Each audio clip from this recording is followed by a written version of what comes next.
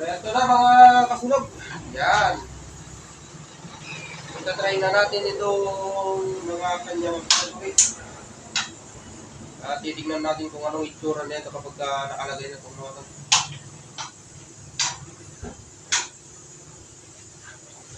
Tatawa ko si Boss JJ ah. Natutuwa.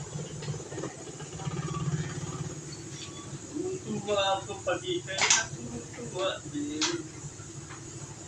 Yan ay ano lang natin to para testing. Para makita natin yung view.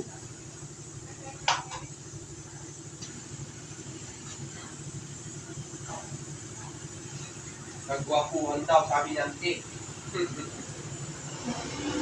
Ito, lalagay natin dito sa baba.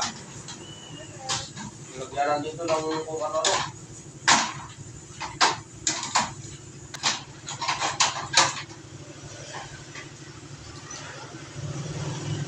Balik natin yung isa.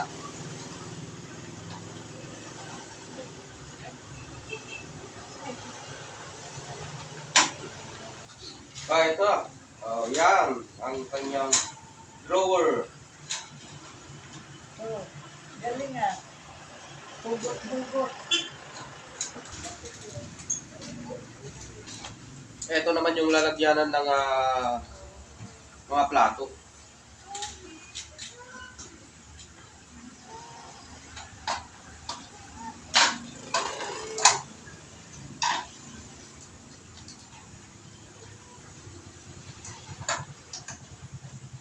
Yan, tutornilyo lang natin dito sa gilid. Sa gilid. So, yan. Ito yung lalagyanan ng plato. Yan. Wow, galing ah. Yan. For ice cream yummy. Ayan na mga kasunog. Ito na yung lalagyanan ng mga platito. Yan na yung lalagyanan ng mga platito. Ito naman yung lalagyanan ng kanyang tawag nito. Mga plato. At ito naman, hindi ko alam kung ano ilalagay nila dito. Mga baso siguro na malalaki. At ito yung pang baso naman dito sa taas. Baso rin yan na mayroong sariling strainer. So, yan. L-type pala ito mga kasunog. Yan, meron siyang L-type. Bali, lalagyan pa natin dito sa silong ng cladding. Meron ding cladding dito. Lahat yan may cladding yan. Yun, sa taas may cladding din dito. Lahat yan may cover na cladding. At mayroon din itong kanyang mayroon din itong pinakapintuan mga kasunog. Ayan, ito yung pinakapintuan niya.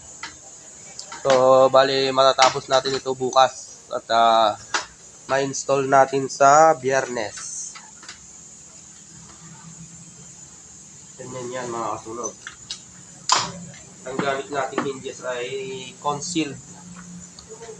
Yan. Ang gamit nating hinges mga kasunog ay concealed. Concealed hinges. Hindi tayo gumagamit yan ng bisa-bisagra lang. Concealed talaga yung ginagamit natin. Stainless na concealed. Ayan o. Stainless na 304. Pero China yung tatak. Yan. Concealed yung mga ginagamit natin dito mga kasunod. Lahat yan may mga pintuan. Yan, may pintuan din yan lahat yan, mga yan. So, heto na silang lahat mga kasunog yan.